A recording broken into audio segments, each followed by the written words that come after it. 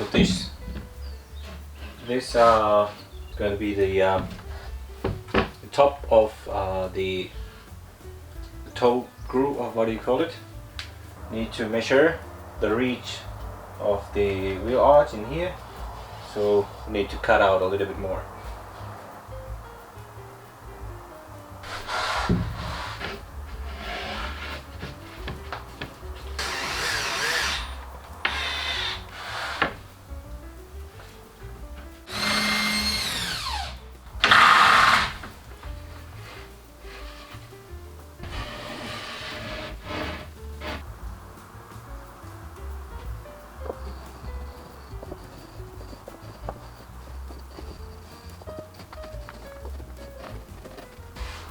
Okay, let's see.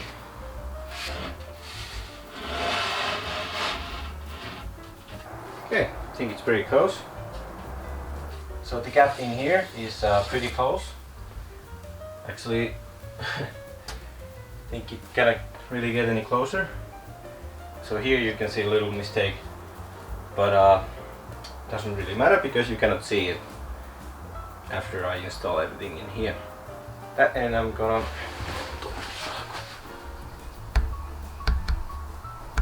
now better. In here we're gonna have the slide out fridge, so it should be somewhere around here, and I think we can build some kind of drawers in here and on this side as well, on the top of the wheel arch.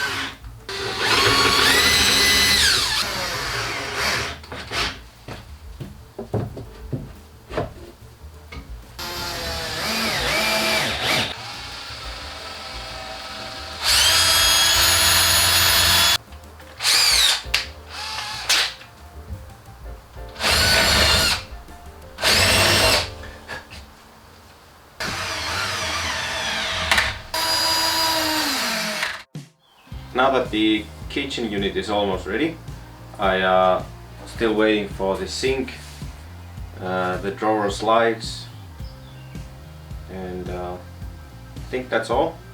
Well, I'm waiting those to arrive so I can continue at that, so I know the size, and I have never built the drawers myself, so need the slides as well. But yeah, gonna start the upper cabinets as well. So I had the first mock-up in here, something like this. Oh, like this. So the door would be somewhere around here, open like this. And but this was a little bit too difficult. I want to have this van on the road this summer, and it's it's now beginning of July, so this is gonna be on the ceiling, this is gonna be on the side on the wall, and in here gonna be the door.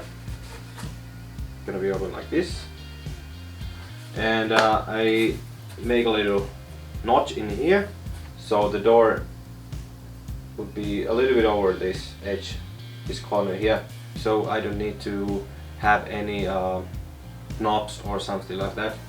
I can open the door underneath, so it's easy for me to grab from here to open the upper cabinet. The size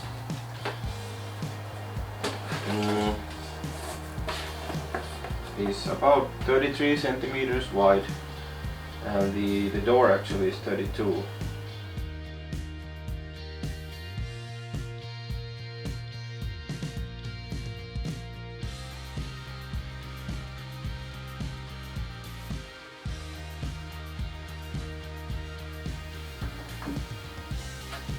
This is the final shape, and I use this as a template. I have 1, 2, 3, 4 and 5 side panels in here, so now I can cut these out.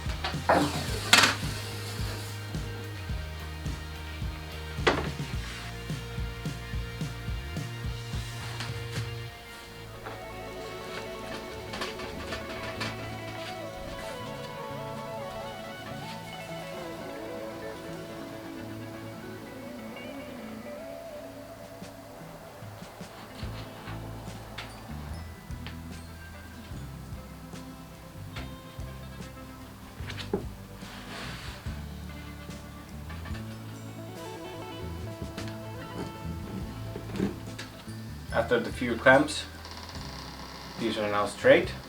They were a little bit curved, so it was a little bit harder to glue them, but I think it's now sitting very well in here, so I need to give it a little time, maybe tomorrow. I think it's gonna be fully cured. Then I can turn it around, and there's a little gap between these two plywood, so I can put some more wood glue and some sawdust, so we can fill the void between those two plywoods.